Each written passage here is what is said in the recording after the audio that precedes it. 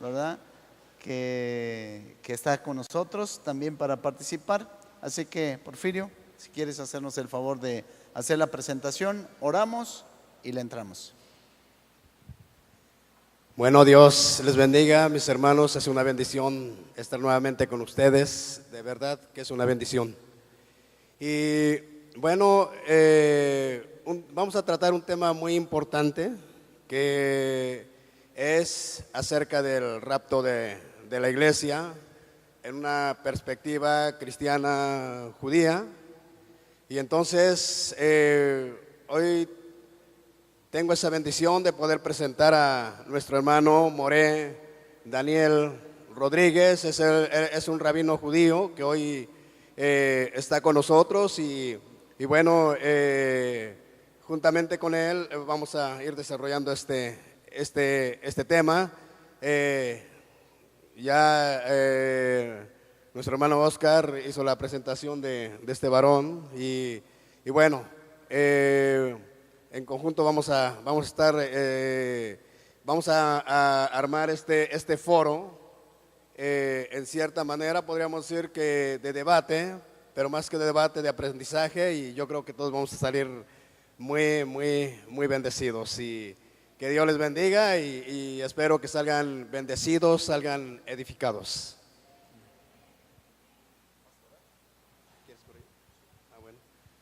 Y voy a invitarles a que se pongan de pie. Vamos a orar para poner en las manos de Dios esta actividad. Oramos. Bendito Dios, bendecimos y glorificamos tu nombre, Señor, y te damos las gracias por esta bendición, Señor, con que tú nos bendices de poder estar, Señor, en este lugar, en Betel, mi Dios, para aprender más acerca de tu palabra, y sé que habremos de salir bendecidos, edificados, y te pedimos que tú nos guíes, que tú nos dirijas, Señor, en todo esto, mi Dios. Te doy gracias por la vida de cada uno de mis hermanos que están aquí, por la vida de Moré, Señor, que también le has traído, mi Dios, y le has traído con bien. Y te pedimos, Padre Todopoderoso, que también quienes están aquí salgan bendecidos, salgan edificados, Padre. Todo esto lo ponemos en tus manos, en el nombre maravilloso de nuestro Señor Jesucristo. Amén.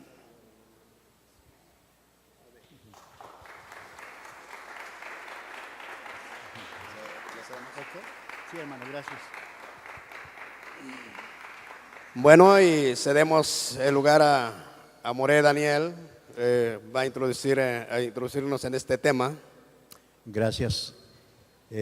Antes que nada, Shalom Ubrajá, Javerim, paz y bendición para todos mis hermanos. Agradecemos al Eterno primeramente esta oportunidad de poder disertar un tema importante como es el rapto, y también pues tener las bases hebreas para poder tener un mejor panorama de las cosas. Podemos empezar con un versículo en Hebreos 12, verso 16 y verso 17.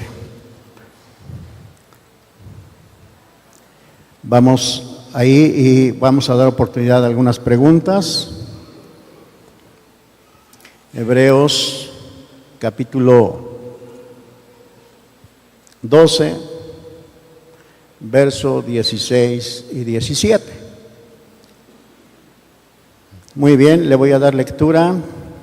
Dice de esta manera: no sea que haya algún fornicario o profano, como Esab, que por una sola comida vendió su primogenitura. Porque ya sabéis que aún después, deseando heredar la bendición, fue desechado y no hubo oportunidad para el arrepentimiento, aunque la procuró con lágrimas. Esta es la base, y vamos a partir, de alguna manera citando algunos otros versículos. Tradicionalmente se considera o se ha escuchado que cuando sea el rapto, una cosa es el rapto y otra cosa es la venida de Yeshua, de Jesús. El rapto es, Yeshua viene en las nubes y la iglesia, la Keilah, es arrebatada y llevada a las nubes también. Es decir, Yeshua no va a pisar esta tierra cuando es el rapto. Cuando Yeshua viene a esta tierra es cuando sea el reino milenial, el reino de Mashiach, donde Él será el rey de todo el mundo. Pero ya lo que se conoce tradicionalmente como el milenio. Hasta entonces tenemos esa separación, una cosa el rapto y otra cosa la venida de Yeshua. Y entonces se ha considerado en el rapto comentarios donde el creyente tiene una segunda oportunidad si es que él no participa del rapto, si él no es llevado. Entonces muchos consideran que en lo que se conoce como la gran tribulación tienen oportunidad. Entonces me gustaría escuchar el comentario de los pastores y en base a eso ya vamos nosotros explicando. Sí, bueno, hay una gran controversia en ese aspecto porque algunos pastores, la mayoría, creen que después del rapto la iglesia tiene una oportunidad, o sea, los hermanos que se queden tienen una oportunidad. Pero yo considero que para entonces ya la iglesia ya no está aquí, la iglesia ya está con el Señor. Entonces no podemos hablar de que la iglesia va a tener una segunda oportunidad, porque la iglesia ya no va a estar aquí. Ese es mi punto de vista, esa es mi opinión al respecto. No sé si quiere opinar, pastor. Sí, en efecto, la iglesia es la que es tomada por nuestro Señor Jesucristo. Y le doy la razón, hermano, cuando dice Jesucristo en el rapto, en el arrebatamiento, dice, no va a pisar la tierra. La Biblia nos enseña que es en las nubes. Igual los muertos primero y enseguida nosotros, ¿no? Para encontrarnos con Él. Sí. Y la iglesia, pues, algunos enseñan que sí, que va a haber gente que todavía va a buscar arrepentirse, va a buscar encontrarse nuevamente con Dios para que haya otra oportunidad y poder ir con Él al cielo. Muy bien. Pastor Oscar, ¿quiere comentar? Yo creo que unos tienen alguna idea de lo que han visto en una película, donde a los que quedan después del arrebatamiento tienen una segunda oportunidad, aun cuando sea parte de tribulación, de lo que marca los 3 años y medio. Y también la perspectiva, y me gustaría que usted lo aclarara desde la perspectiva que ustedes tienen bíblica, porque se cree que en esos 3 años y medio de tribulación el pueblo judío en su totalidad es cuando tienen la oportunidad de un reencuentro o más bien de una aceptación hacia el Mesías.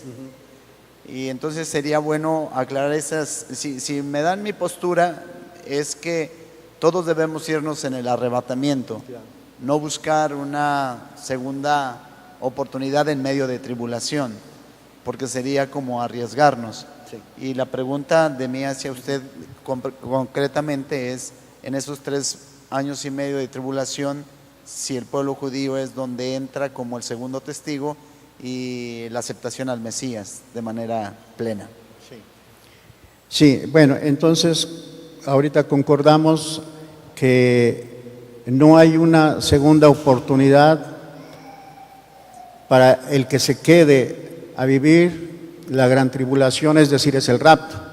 El que se fue, y el que se quedó, ese ya no tiene una segunda oportunidad. Por eso es que estamos ilustrando con este versículo de Saúl, que él dice que buscó una segunda bendición, dice versículos anteriores, no sea que alguno pierda la gracia del Señor. ¿Y qué quiere decir eso de la gracia? Por gracia sois salvos, dice la Escritura. Y entonces nos estamos refiriendo a la salvación. Entonces dice que no sea que alguno deje de alcanzar esa gracia. Algo ilustrativo, que por un plato de lentejas Esaú perdió su primogenitura, la vendió, y cuando Isaac bendijo a Jacob, entonces Esab viene y pide una segunda bendición. Le dice, ya no hay, ya no tengo. Dice que aunque la procuró con lágrimas. Entonces, aquí está la clave para que usted pueda ver si alguien ha pensado en que se va a quedar y tiene una segunda oportunidad, con algunos comentarios como no te dejes sellar por la bestia, pues es preferible morir. Pero si ahorita no hay ni una presión de persecución, no se busca al Señor, imagínense de por medio de la vida, menos lo hace la gente. Y tenemos un ayudador, el Ruach HaKodesh, el Espíritu Santo, tenemos nuestro ayudador, pero cuando sea el rapto, el Ruach HaKodesh va con la iglesia. Y entonces, ¿qué queda? Si con la ayuda no buscamos de Dios, o esas personas no buscan de Dios, imagínense sin el Ruach HaKodesh, sin el Espíritu Santo, va a ser muy complicado. Pero bueno, la pregunta de los 3 años y medio, consideramos de una manera, el pueblo judío es bíblico, es profético, que no va a reconocer a Yeshua, a Jesús, hasta que se cumplan los tiempos de los gentiles. Es decir, que estamos próximos a esos tiempos, y entonces tenemos que cuando sea el rapto va a haber una plenitud. Dios está tratando con Israel, pero en ese tiempo de esos 3 años y medio va a ser una manifestación mucho más enfática respecto al pueblo judío. Una de las cosas es, ya no estando la iglesia, Israel va a reconstruir el templo. Pero aquí viene un asunto. Algunos dicen que ya están los planos, ya está la vaca roja, Padá Aduma, algunos consideran. Tenemos también que ya está el Aarón Kodesh, el arca sagrada, y la menorá, el candelero. Entonces dice, ya está todo listo, ya está el diseño. Pero realmente lo que va a suceder es que es un milagro. Dios es el que va en un abrir y cerrar de ojos a edificar el templo. Israel no va a meter las manos. Parece increíble, pero vamos a dormir hoy y mañana ya está el templo. Ese va a ser un milagro, pero no lo va a ver la iglesia. Este es un punto que trata Dios con Israel. Ya una vez que está el templo, se reactivan los sacrificios, se reactiva todo, y entonces viene la cuestión de la bestia, del falso profeta y del anticristo. Y tenemos que Israel nos menciona cerca de 144,000 hebreos puros, vírgenes, dice la Escritura, y esos 144,000, 12,000 de cada tribu, son judíos 100% puros, que nunca en su genealogía se han mezclado con ninguna otra raza o con ningún otro pueblo. Y entonces, estos 144,000, hay cumplimiento profético que Israel se le va a quitar esa venda que tiene ahorita y va a reconocer a Yeshua, a Jesús el Mesías. Lo va a reconocer en ese espacio. Ahora bien, esperaba algún otro versículo que pudiéramos ampliar este asunto. No sé si sí se entendió esta parte, pastor. Sí, perfectamente. ¿Sí? Es clara la percepción. Ok, entonces ahora vamos a considerar un punto interesante, porque hay algunos otros versículos a considerar. Si nosotros decimos que ya el que se queda no tiene oportunidad, pudiera surgir la pregunta que aparece ahí en Apocalipsis acerca de la gran tribulación, y pregunta, ¿y estos quiénes son? Estos son los que salieron de la gran tribulación. Tal vez de ahí es el asunto, que algunos piensan que sí hay oportunidad. Entonces queremos aclarar ese punto, y me gustaría a mí iniciar dentro de la teología cristiana se conoce como un paralelismo, una jabalá, un paralelismo de las cosas o acontecimientos que sucedieron en el Tanakh o en el Antiguo Testamento y que ahora en el Brit Hadashah nos da muestra de esto, confirmando lo que ya está en el Antiguo Testamento o el Tanakh. Ahora bien, si ustedes me lo permiten, vamos a partir de ahí, vamos a dar espacio de opiniones en base a ese paralelismo. Si nosotros vemos ese paralelismo, nosotros vamos a ver en Génesis, vamos a ver el paralelismo que existe para llegar a este punto de por qué confirmamos que no hay oportunidad para el que se quede. Entonces tenemos Génesis 25, verso 29 y 33.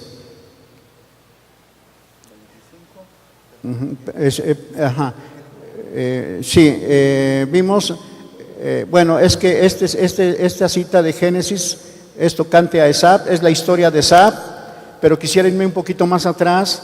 Vamos a ver un versículo clave antes de ese que di, en la primera carta a los Corintios, capítulo 15, verso 45.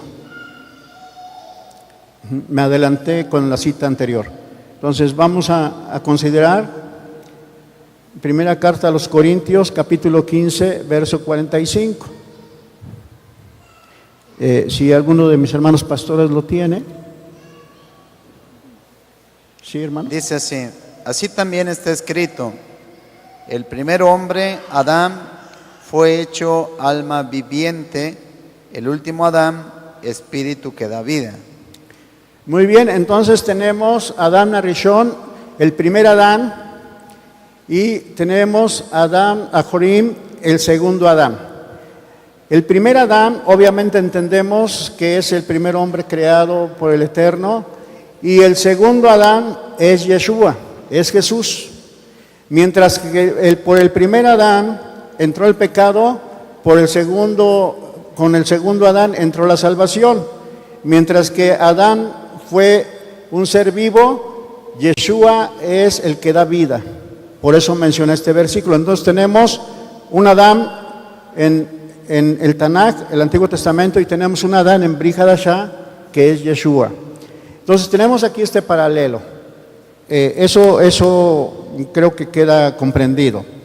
En donde quiero, si ustedes quieren opinar, bueno, antes de pasar al siguiente versículo, si quieren opinar, pastores, alguien, podemos dar la oportunidad, o pasamos al siguiente verso. Es claro esto, o sea, por Adán entró el pecado y por ende la decadencia de todo ser humano, y en Jesús encontramos la restauración de ese decaimiento y empieza una restauración espiritual para que todo aquel que en él cree no se pierda, sino tenga vida eterna. Amén.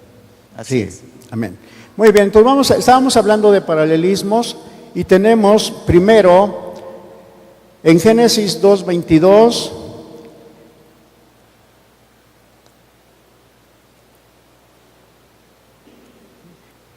Génesis 2:22. ¿Le doy lectura? Por favor. De esta costilla, Dios el Señor hizo una mujer y se la presentó al hombre. Muy bien, vamos a ver entonces esta primera parte donde dice en español que Dios hizo una mujer de la costilla de Adán. Pero realmente en el hebreo la primera palabra que aparece en el versículo es Vayaben, de la raíz baná, que significa edificar o construir.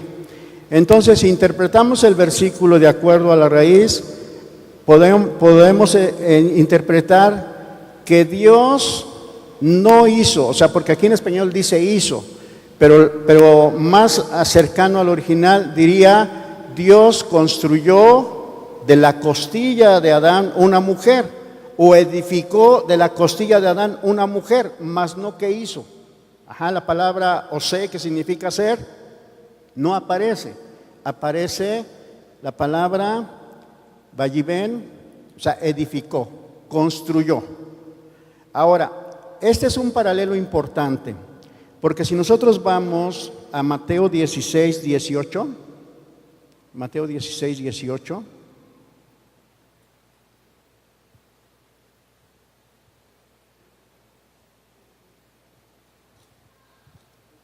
si me ayudan a leerlo, pastores, por favor. Mateo 16, 18. Dice la palabra de Dios: y yo también te digo que tú eres Pedro, y sobre esta roca edificaré mi iglesia, y las puertas del Hades no prevalecerán contra ella. Muy bien, entonces vamos a ver un paralelismo. Yeshua hace anteriormente una pregunta y donde está mencionando que la gente quién considera que es Él. Y entonces, cuando Pedro o Kefa dice que tú eres el Hijo del Dios viviente, y le dice Yeshua, tú eres bienaventurado.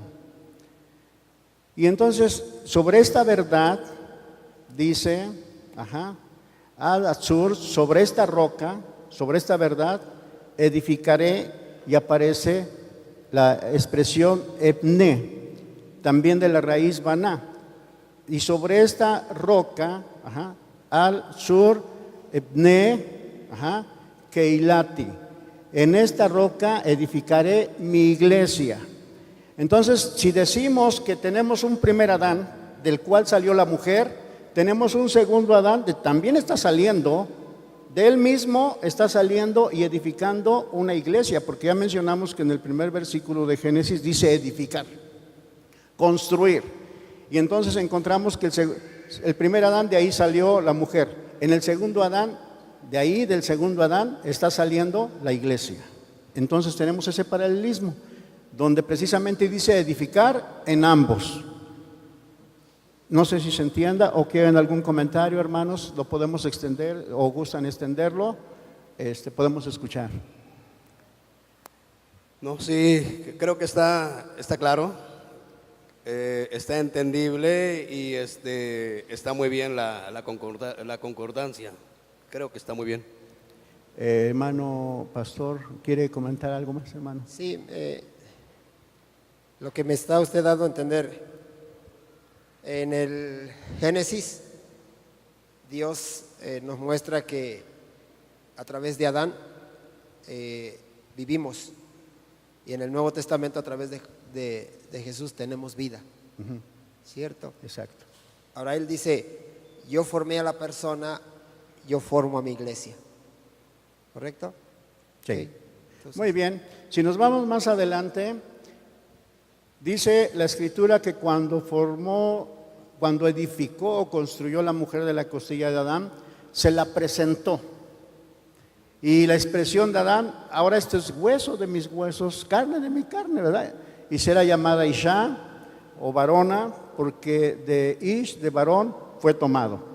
Entonces tenemos esa expresión. Ahora vamos a ver en el caso de Yeshua, de ahí sale la iglesia. Sobre esta verdad edificaré mi iglesia. O sea, está saliendo también la propia, digamos, a nivel general sabemos que la iglesia es la novia y llegarán las bodas del Cordero.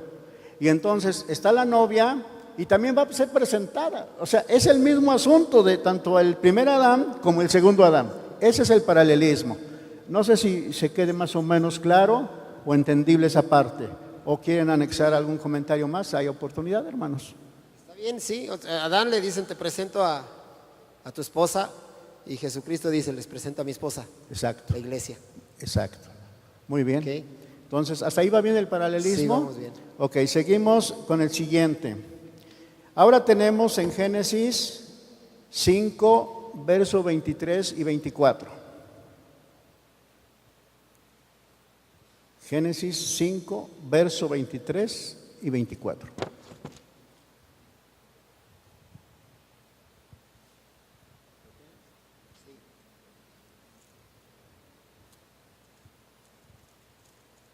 Dice la palabra de Dios así: y fueron todos los días de Enoc 375 años. Caminó pues Enoc con Dios y se desapareció porque le llevó Dios.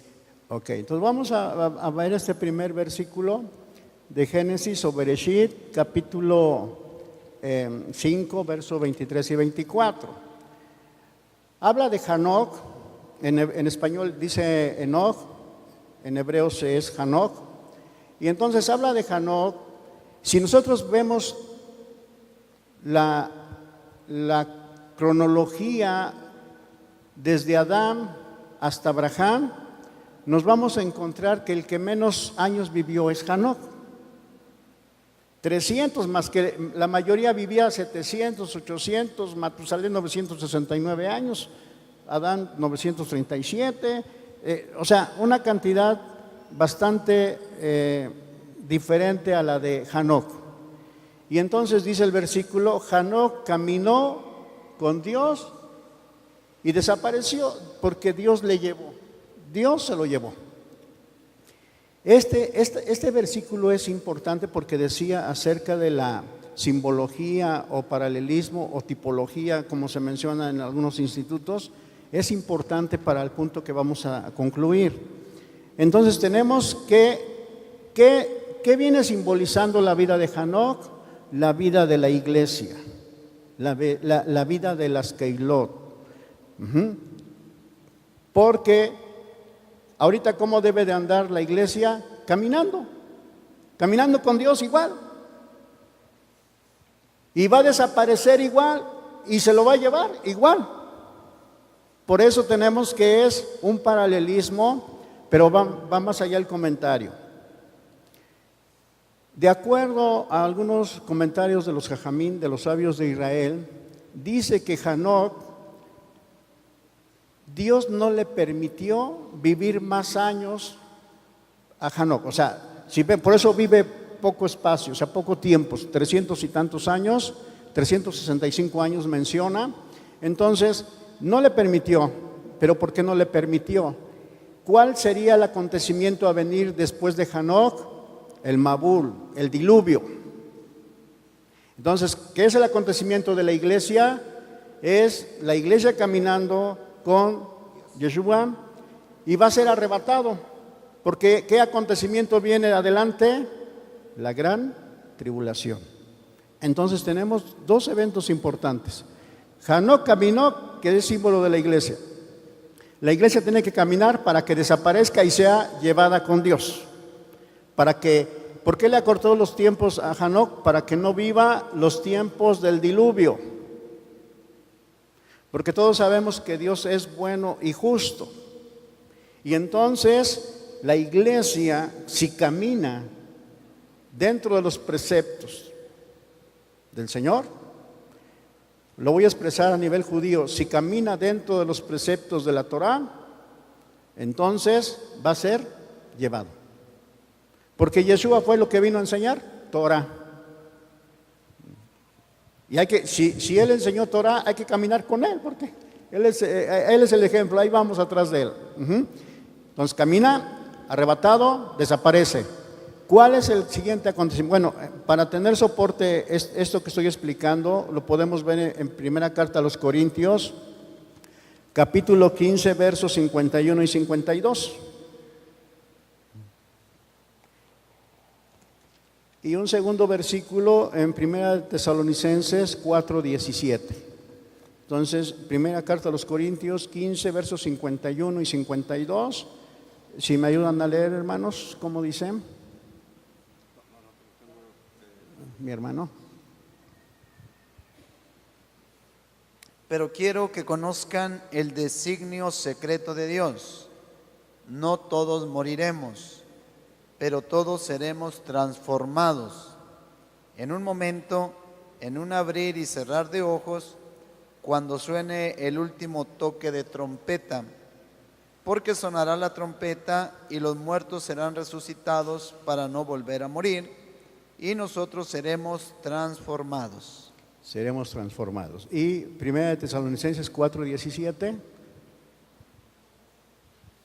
Muy bien. Dice la palabra de Dios: luego nosotros, los que vivimos, los que hayamos quedado, seremos arrebatados juntamente con ellos en las nubes para recibir al Señor en el aire. Y así estaremos siempre con el Señor. Muy bien, entonces aquí estos versículos mencionan lo que dijimos al principio, que Yeshua viene en las nubes, mas no desciende a la tierra. La iglesia es raptada, desaparece, y vemos el paralelo con Hanoc, la vida de Hanoc. Pero también hay algo interesante que menciona, dice el versículo, que los muertos en él, el versículo dice los que están dormidos. Aquí no sé en español por qué utilizaron la palabra dormidos, pero en el original dice los muertos, no dice dormidos. Esto me llamó la atención. Entonces vamos a entenderlo así: la gente que muere en el Señor está muerta, o sea, eso hay que verlo. Si lo queremos ver un poquito más de fe, decimos no están muertos, están dormidos porque van a despertar, pero en realidad también los malvados van a resucitar. No nada más los justos, también los malos van a resucitar, pero van a resucitar para perdición. Ahora, estos muertos, que dice que no todos moriremos, sino que dormiremos, así dice el versículo, algo de dormir. Pero vamos a entender, entonces, están muertos. Todos los años atrás la gente que ha muerto caminando en el Señor ya murió. Y dice Rab Shaulo, o el apóstol Pablo, que nosotros los que vivimos no vamos a preceder a los que murieron o a los que durmieron, sino primero ellos y luego nosotros. Ahora le voy a decir algo interesante. ¿Cuántos de aquí conocen a Israel? Bueno, mi hermano pastor lo conoce, Israel. ¿Alguien más? Algunos dicen yo lo conozco por fe, que pronto iremos, dice. Bueno, le voy a decir algo interesante. No se preocupe si no puede ir a Israel. De todas maneras, usted tiene que ir a Israel, quiera o no quiera. La resurrección, le voy a decir cómo es la resurrección. La mayoría considera que la resurrección, por ejemplo aquí en México, la resurrección de los que murieron en el Señor, y viene el rapto y van a resucitar esos muertos. Sí van a resucitar, pero aquí viene un milagro que Dios va a hacer con todo el mundo. Una pregunta es, los que estudiamos la Biblia, de los versículos que menciona acerca de resurrección, ¿dónde se dieron las resurrecciones? ¿En qué país?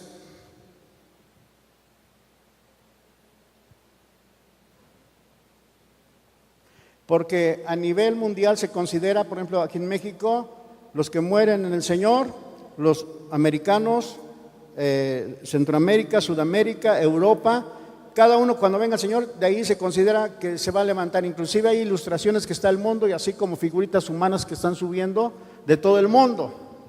No va a ser así. Por eso le hacía la pregunta, ¿dónde se ha visto que haya una resurrección? ¿En qué país?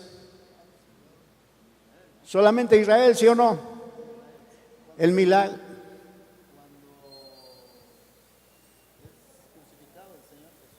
Cuando es crucificado Yeshua, ahí tenemos la resurrección. Entonces, en ningún otro país se ha dado resurrección más que en Israel. La resurrección, cuando Yeshua venga, se va a dar en Israel, en ninguna otra parte del mundo.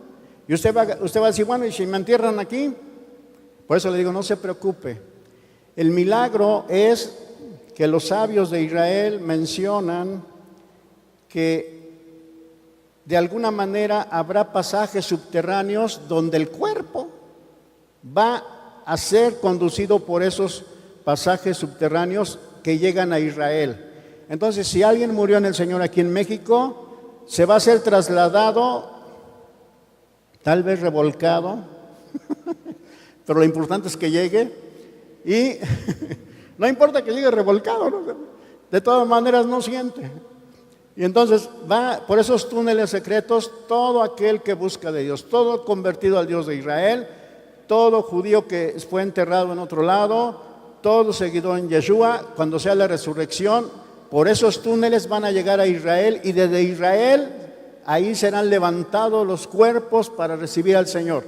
Por eso dice que cuando Yeshua fue llevado, dice, así como veis a este mismo Yeshua, que es llevado a las nubes, Él volverá con las nubes, pero está hablando de Jerusalén, no de otro lado. Entonces, por eso le digo, si usted no conoce a Israel, no se preocupe, ya lo conocerá. Entonces, tenemos esta parte, hermanos, tocante a la vida de Hanoc. Y dice, y nosotros los que quedamos seremos transformados. Al toque del shofar, dice, de la trompeta. Entonces, tenemos una pista interesante acerca del toque de la trompeta. La trompeta es el shofar. ¿Algunos de aquí conocen el shofar? ¿Sí? ¿Conocen el sonido? Turú, turú, turú. El shofar. Imagínense el shofar celestial cuando sea tocado, porque dice al final del toque de la última trompeta, del último sonido, tal vez sea terúa, tal vez sea tequia o shebatim, no lo sé cuál de los tres toques, no lo sabemos. Pero cuando sea ese toque, entonces los muertos en Yeshua resucitarán primero y nosotros seremos transformados. Este cuerpo que nosotros tenemos va a ser totalmente diferente. Tal vez para darme a entender, va a ser un cuerpo glorificado o purificado, para que pueda resistir este cambio al estar en la presencia de Dios. De otra manera, este cuerpo corruptible no puede estar allá. Por eso dice, será transformado. Hay algunos hermanos que comentan y dicen, o tal vez lo ilustran de esta manera, dice, cuando Yeshua venga, dice, va a ser triste que tú te estás yendo y ves a tu papá y a tu mamá, o dicen, tú lo vas a ver allá. Pero voy a decir algo, cuando nosotros estamos en la presencia de Dios, usted ni se va a acordar de su mamá, ni de su hijo, ni de nadie. Lo va a ver, tal vez lo toque verlo, pero usted ya no va a tener ese sentimiento que estaba aquí en la tierra, porque estamos hablando que es un mundo totalmente diferente. Usted lo va a ver, pero usted ya no va a sentir ese sentimiento, como ahorita lo manejamos. Es que me duele mi mamá, me duele mi papá. Ese sentimiento va a desaparecer. Hermano, si usted está en la presencia de Dios, ¿usted se va a estar acordando de ellos?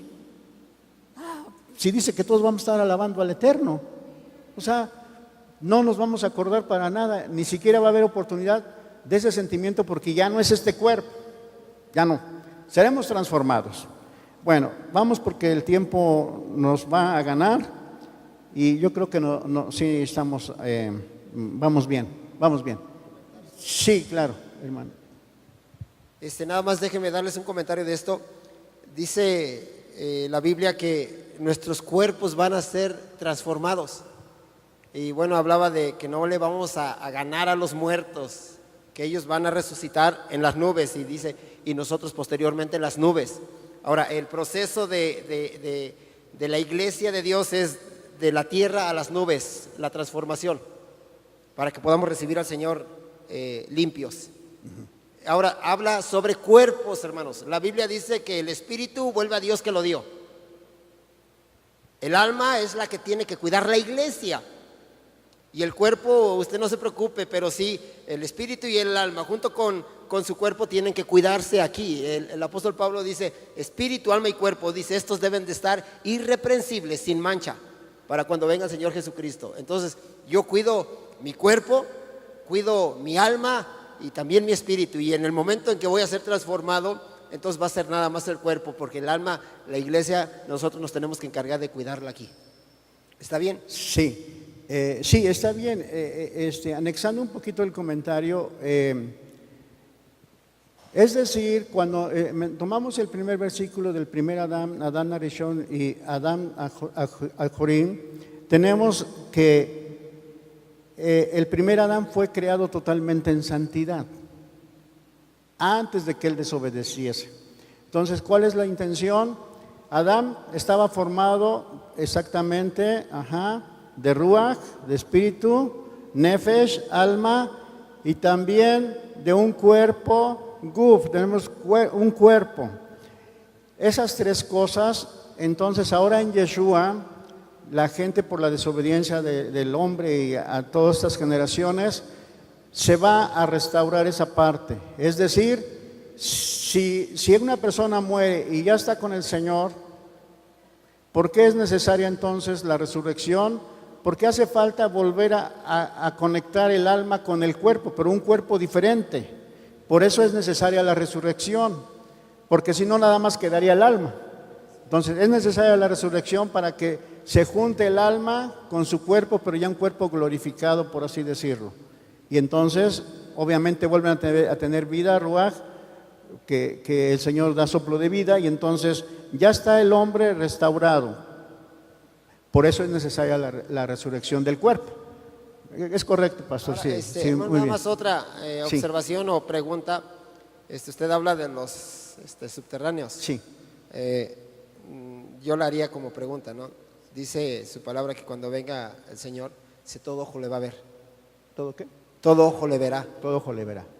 Usted decía, a ver, la iglesia, los que buscaron al Señor, dice, y a llegar a Israel y para arriba, ¿no? A esperar al Señor. Pero los demás, porque dice que todo ojo le va a ver. Sí, la resurrección tiene varias etapas. Es decir, cuando Yeshua venga no es la primera resurrección, es parte de la primera resurrección. La primera resurrección se dio, como decía el pastor Oscar, cuando Yeshua fue crucificado y resucita Yeshua, primicia de los que durmieron es hecho. Y entonces ya hubo una primera resurrección, que fue cuando dice Efesios que llevó cautiva la cautividad. Entonces, esa fue la primera resurrección. Pero cuando Yeshua venga en las nubes por la iglesia, no es una segunda resurrección, es la siguiente etapa de la primera resurrección. Porque en Apocalipsis menciona, bienaventurados los que tienen parte y suerte en la primera resurrección, la segunda muerte no tiene potestad sobre ellos. Entonces, es parte, es decir, la primera resurrección tiene dos eventualidades. Cuando Yeshua es crucificado, cuando Él resucita, y la segunda cuando Él viene. Ahora bien, todo ojo le verá, tenemos que ver a qué se refiere, porque los únicos que escucharán el sonido cuando Yeshua venga y le vean es la iglesia, el inconverso y el pecador, esos ni se van a dar cuenta. Entonces estamos hablando ya que todo ojo le verá en otra parte, refiriéndonos a la gran tribulación. Pero, o sea, podemos decir así con toda certeza que la gente inconversa ni se va a dar cuenta del rapto. Ellos no lo van a ver. El que lo va a ver es el que está en santidad. Sin santidad nadie verá al Señor. Bueno, ¿quería decir algo, pastor Oscar?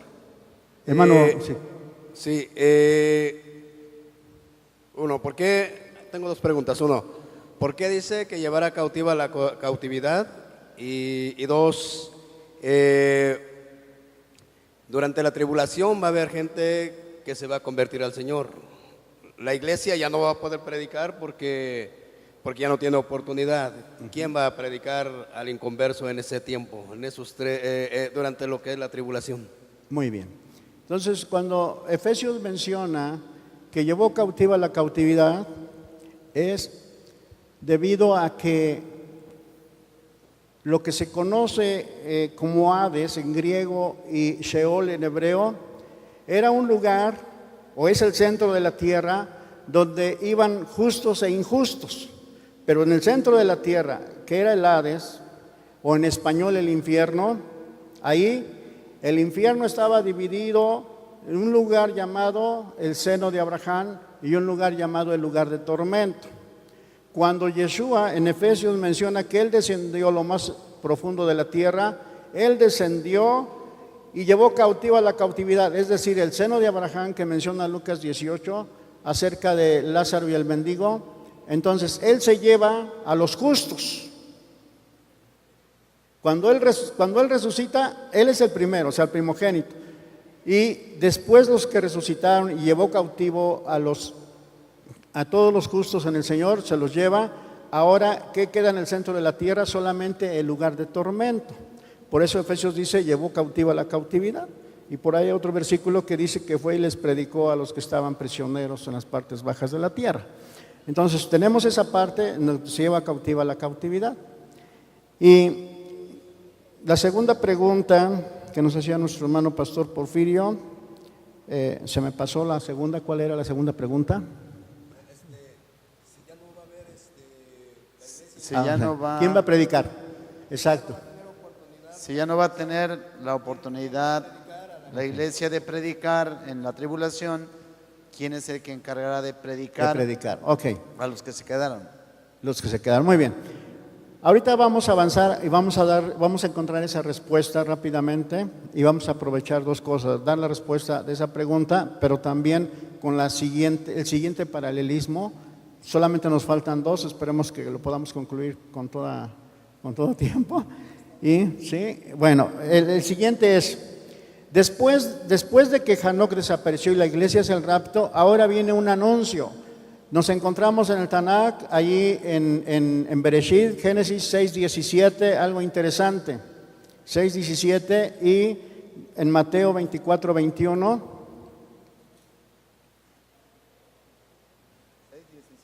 Sí, 6:17. ¿Lo leo? Sí, por favor. Yo voy a mandar un diluvio que inundará la tierra y destruirá todo lo que tiene vida en todas partes del mundo. Todo lo que hay en la tierra morirá. Muy bien, entonces está hablando del Mabul, de lo que es el diluvio, y tenemos en Mateo 24 un anuncio también, 24:21 de Mateo. Pastor Francisco. Dice, porque habrá entonces gran tribulación, cual no ha habido desde el principio del mundo hasta ahora ni la habrá. Muy bien, entonces tenemos dos anuncios, por un lado tenemos el diluvio, por otro lado una gran tribulación, pero en los dos, en el caso del diluvio, Hanoc o Enoc ya fue llevado. En el caso de la gran tribulación, la iglesia ya fue llevada, por lo que estamos viendo el paralelo. Ahora, viene el último paralelismo en donde vamos a contestar la pregunta que nos hacía nuestro hermano pastor Porfirio. Si viene ese anuncio, entonces vamos a considerar esta parte. Algunos lo simbolizan que el arca de Noé, o de Noah, Ateva Shel Noah, dicen que simboliza a Yeshua, que es la salvación del diluvio. Pero si la iglesia, si nosotros consideramos que ya fue arrebatada la iglesia, entonces ¿cómo está el asunto aquí? Entonces, solamente simplificando, Noah, Dios le dice que va a enviar un diluvio y le dice que entre él y toda su casa. Bo atá beteja, entra tú y toda tu casa. Toda tu casa. Su casa era su mujer, sus 3 hijos y sus nueras. En total 8 personas que fueron salvadas del diluvio. Y salieron cuando descendieron las aguas, salieron en una nueva tierra, por así decirlo. Ahora, ¿qué va a pasar en la gran tribulación? Aquí está un anuncio. Igual, ¿quiénes se van a salvar? ¿Quiénes se van a salvar? Porque la iglesia ya no está, que es la que predica. Entonces está el pueblo hebreo. Desde siempre el pueblo hebreo es la base en todo esto. Entonces tenemos que el pueblo hebreo, el pueblo de Israel, nada menos que él le va a tocar predicar en el tiempo de la gran tribulación. Al pueblo hebreo. No le va a tocar predicar a los que dicen, me voy a quedar, y eso, si no predican ahorita, menos cuando los estén persiguiendo, ¿no? Ahorita muchos no quieren predicar, pero bueno. Entonces, el pueblo hebreo es una parte importante de la gran tribulación. Ellos son los que van a predicar, y va gente sí se va a salvar, gente va a creer, porque vemos que en el diluvio se salvaron 8 personas. En la gran tribulación, Apocalipsis afirma que hay gente que se salva. En Apocalipsis 7:14, en Génesis 7:1 podemos ver primero y después Apocalipsis 7:14, que sería la última cita para poder concluir el tema y anexar algún otro comentario. Sí, Génesis 7:1. Apocalipsis Y Apocalipsis, ¿cuál fue la cita que les di? 7:14 dijo. 7:14, sí. Ok, dice, yo les dije, Señor, tú lo sabes, Y él me dijo, estos son los que han salido de la gran tribulación y han lavado sus ropas y las han emblanquecido en la sangre del Cordero. Ese es Apocalipsis. Ahora Génesis 7:1. Después el Señor le dijo a Noé: entre toda la gente de este tiempo, solo tú vives de acuerdo con mi voluntad. Por lo tanto, entra en la barca junto con tu familia. Muy bien, entonces es solamente redondear donde Noé se salva con toda su familia. Y tenemos en Apocalipsis, menciona, hay una pregunta y dice, ¿y estos quiénes son? Y menciona, estos son los que salieron de la gran tribulación. Pero esos que salieron de la gran tribulación no son los que se quedaron de la iglesia, son los que se convirtieron en la gran tribulación. Y entonces esos que se convirtieron vienen cumpliendo el paralelismo con este Noé, y que sí hay salvación, pero vuelvo a insistir, el creyente, el que siga a Yeshua, el que ha entregado su vida a Yeshua, Jesús, y no vive conforme los preceptos establecidos por la Biblia y se queda, ya no tiene oportunidad como Esaú, aunque la procuró con lágrimas. Hasta aquí lo vamos a dejar, hermanos, porque se nos vino el tiempo. Solamente si un hermano anexa algún comentario cada uno y nos despedimos. Tengo derecho de réplica. Yo quiero retomar un punto que para muchos es un tanto dudoso como cristianos. Quiero regresar al punto de la transformación, porque usted mencionó que la resurrección tiene el propósito de que el alma vuelva a conjugarse con el cuerpo y entonces subir en de forma transformada. ¿Cómo entiende el concepto de cuerpo? Si ha sido destruido la materia de mucho tiempo. Esa es la primera pregunta.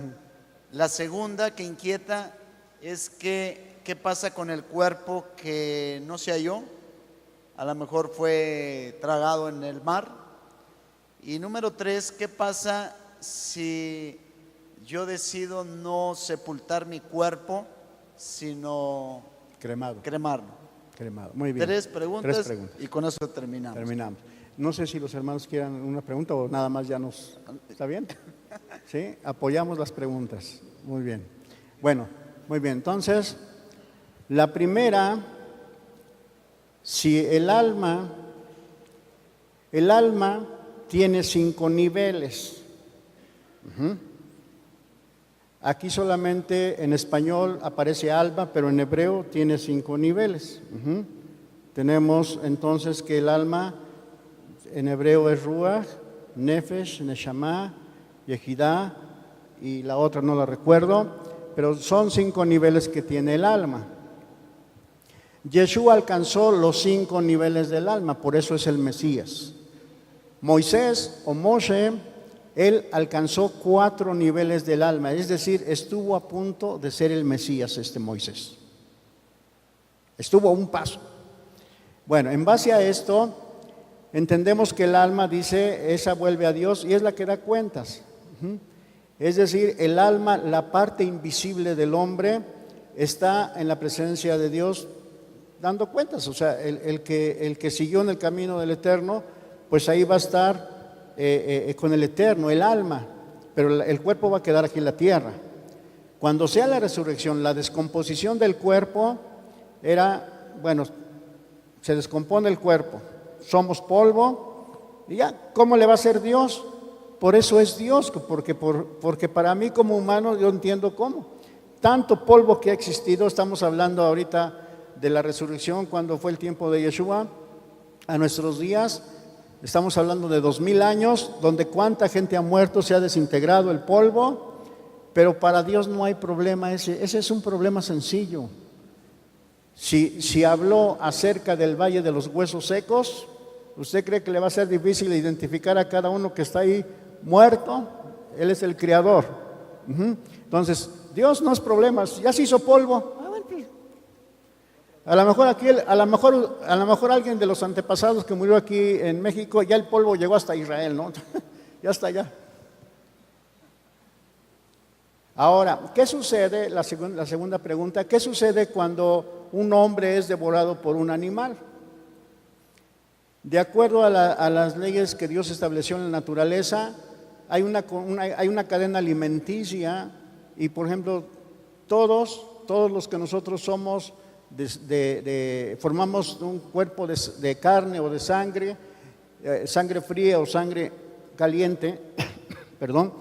Vamos, si alguien es devorado por solamente como vía de ejemplo, por un león o un tigre, tal vez algunos digan, no, a mí me devora las personas, ¿no? O sea, no. Iba a decir algo, pero mejor no. Y entonces lo devoró un tigre. Ese tigre cuando muera, también va a ser polvo. Y va el polvo del tigre con el polvo de la persona que se comió. Y es la misma situación. O sea, Dios va a separar el animal y el polvo que era de la persona, esa es la que va a permanecer y va a llegar.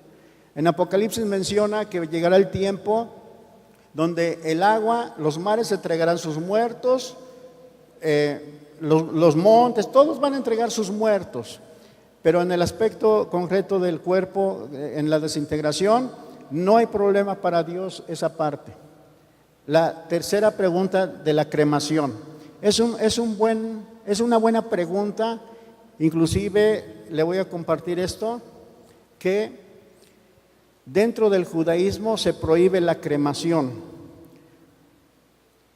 Hay varias prohibiciones. Dentro del judaísmo no podemos cremar el cadáver, tampoco se acepta mutilarlo, una autopsia, a menos que sea una investigación legal, algo que se requiera, pero no se acepta que se hagan autopsias y no se acepta mutilaciones, es decir, que al cuerpo se le hagan mutilaciones ya una vez que ha muerto, y también no se acepta la cremación, porque nosotros estaríamos violando algo que Dios estableció.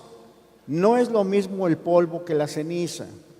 Y entonces la gente que no conoce de Dios, pues bueno, puede hacer lo que quiera.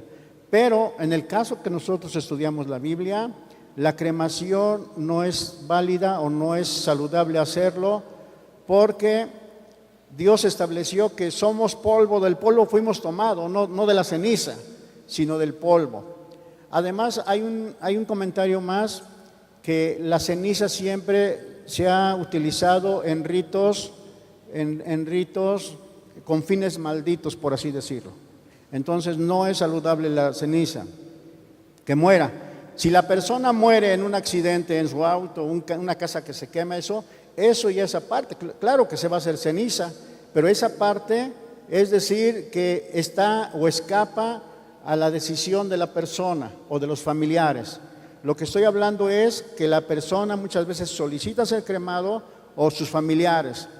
Como seguidores de Yeshua, nosotros no podemos tener esta práctica.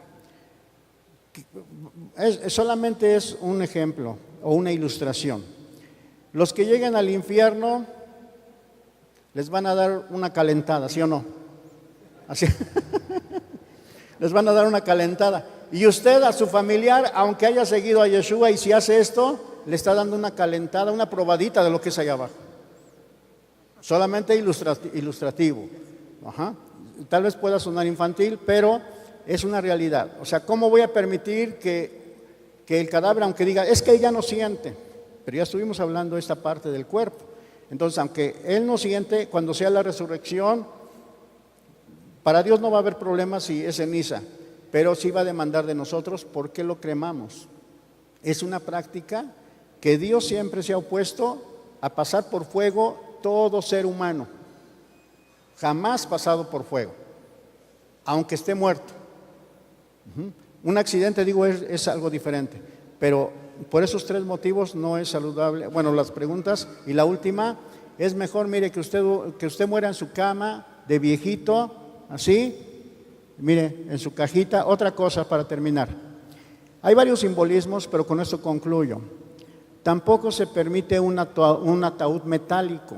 El judío siempre es un ataúd de madera y perforado de preferencia el fondo. De las leyes que establece la Torá, debe de ser enterrado dentro de las 24 horas, no más tiempo. Entonces, el pueblo judío, todo judío, alguien muere, se apura uno para que cumplamos ese precepto y se entierre dentro de las 24 horas y no un ataúd metálico. El metal es símbolo de guerra. Entonces, tenemos el árbol, tenemos la madera para que ese cuerpo pueda tener el mejor reposo posible de una manera humana hablando. Entonces, creo que es todo, hermanos. Fue un gusto estar con ustedes. Shalom, ubraja, paz y bendición. Hermano pastor, gracias. Hermano pastor Oscar, hermano pastor Porfirio y hermano pastor Francisco. Y a todos ustedes, shalom, ubraja, paz y bendición.